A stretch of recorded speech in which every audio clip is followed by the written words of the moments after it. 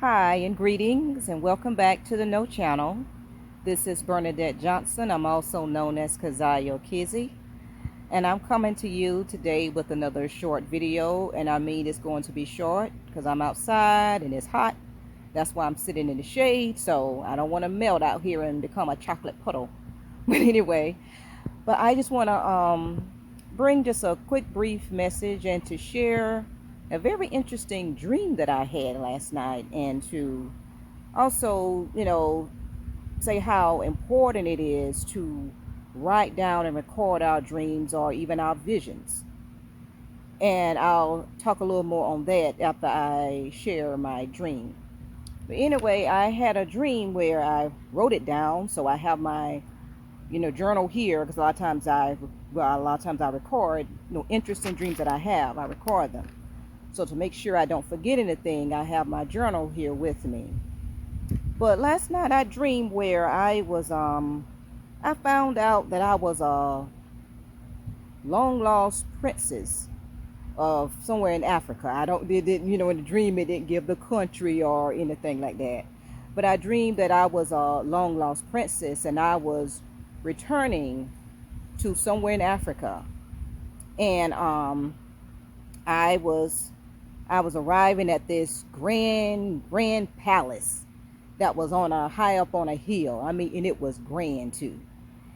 And I remember how excited I was, because I was long lost. I had forgotten who I was, and I was being returned home. And whoever this was, maybe it was a servant or someone, leading me into the palace and showing me around. And I remember, looking around at the decorations. The palace was mainly made of varnished wood, and it was very ornately decorated. The staircases were, because this palace was so big, it had multiple staircases, grand, winding, large, wide staircases. And I remember just looking around and admiring everything and being excited about seeing, my room, because I knew my bedroom was going to be, very luxurious. And so, and as I believe it was a servant leading me into, the bedroom, and the family bedroom was all in one hallway. And the hallway where the family bedrooms were it was a different decoration was different from the other parts of the house, whereas the other parts of the house, the walls, it was more of a darker varnished wood decor, like I just said. The hall where the family bedrooms were, it was a lighter color. It had more of a modern look, but it was still pretty. And I noticed that the bedroom, my parents' bedroom, had the double doors. Of course, they were the rulers, so they had the nice double doors. And I noticed all of the doors to my sister's bedroom. Yes, in this dream I had sisters. Now I'm not sure if they were the same sisters that I have in real life, but they were. I had sisters in the dream, and I also had a niece. And my sisters, they each had their room, and my niece had her room. And I saw where the rooms of my sisters and my nieces, they all had windows, different shaped windows. You know how the windows are of doors, like the front door of houses that have these non see-through glass. That's how the windows were in the bedroom doors of my sisters. And I noticed the windows had different shapes. And I was thinking, oh well, with my bedroom door, it would have an oval window shape, because that's the shape that I would have chosen for my door window to be, an oval. And so I remember, walking, found the servant, I believe it was a servant, down the hallway to all the bedrooms. And I noticed that the first door I passed, it was it didn't have much in it, and it was a small room compared to the other bedrooms. I didn't exactly go into any of the bedrooms, but I just imagined they would be huge and luxurious. But anyway, I went into I noticed at the first door it was, empty, And I was like, I said, well, no, this can't be my room. But anyway, I had, let me look at my journal to make sure I didn't I didn't go any, miss anything. Yeah, like I said, I excluded all the other rooms. And then, yes, and then the person and the servant, I asked the servant, I said that, since I found out all the other rooms, it wasn't mine, that I had, you know, we had passed. The only room that was left was that so-called, that small room with hardly anything in it. And then I was getting a little nervous. And then in my nervousness, I asked the servant, I said, well, this room that we passed, I said, oh, well, this must be the storage room. And as I feared, the servant told me, no, this is your room. And I was in utter belief. Here I am coming home as this long lost princess, thinking I'm gonna have a huge luxurious room, and I have this little storage room compared to all the rooms that my family had. Now, to be honest, the room would be of reasonable size if it was a room, like for a regular single family home. That room was actually a reasonable size, but not for a palace. And then, so this room, I looked into the room. It actually was decorated like a child's room. It didn't have much in it, but on the walls it was painted. I don't know if you all remember those little ponies. I don't know when they came about, but I remember in the 80s and 90s I used to play with them. Ponies with the colorful manes. Well, my room was painted in those colors. Was painted with those ponies, and also there were unicorns painted on the wall as well. And of course, that would make sense because I was thinking. I said, well, my room should bear the markings of things that I loved as a child, because, to my understanding, I was lost as a princess when I was a child. So that room still bore the markings of my childhood. But the room, it didn't have much in it. There was just a tiny bed in the corner. And let me tell you, the bed was small, like a bed for a large doll or a baby. And then beside the bed was some type of miniature size wicker lounger. And then I was outraged that I, I'm a part of this royal family. And this is what I get. This is the kind of bedroom that I get. And then I asked the servant, okay, then where am I going to sleep? And the servant held up the wicker lounge. I was like, oh no, this was crazy. This was crazy. And then I vowed in myself that I was going to go on a quest to right this wrong, because it was wrong. And then I believe it was either my servant or maybe one of my sisters materialized. But anyway, they told me, because I was like, what? I mean, why are they doing me like this? I was told that my sisters hated and resented me because check this out. They hated and resented me because I had supernatural gifts and powers.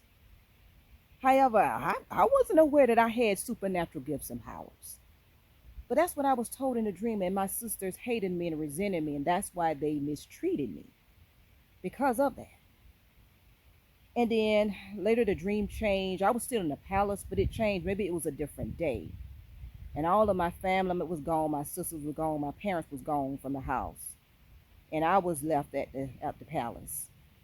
And I was approached by this woman. She was a woman. I'm thinking she was employed by the household. But anyway, she was not a black woman. It was in Africa, but she was not a black woman. She was an Asian woman. But I could sense that this woman was evil and calculating. Anyway, she came to me with this so-called, call herself propositioning me. Because I learned that my one of my sisters, they were next in line to rule after, my parents left the scene. But if something had happened, if something happened to my sister, I was to rule if something happened to my sister. And this woman, this Asian woman, was, telling me this. And if she was trying to work out some kind of deal with me, no, she knew I was being mistreated. She knew I was being slighted by my family.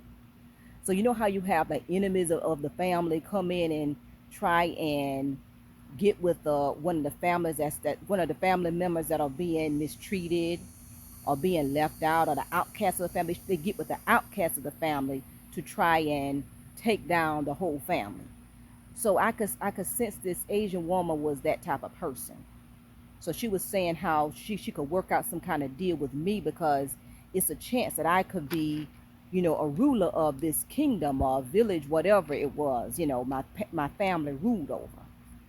But I knew that I had to choose my words wisely. And so I told her, I said, well, let's not be presumptuous.